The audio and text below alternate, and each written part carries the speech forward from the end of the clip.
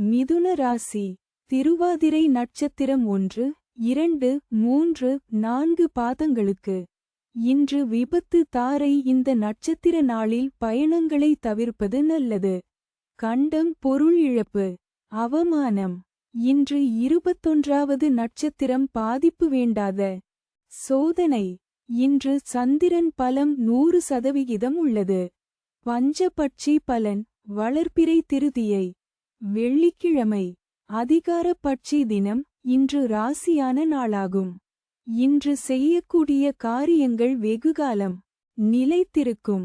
காலை 8:24 மணி முதல் 10:48 மணி வரை. நடை 50 விழுக்காடு. பலமுறை அலைச்சலுக்குப் பிறகு வெற்றி.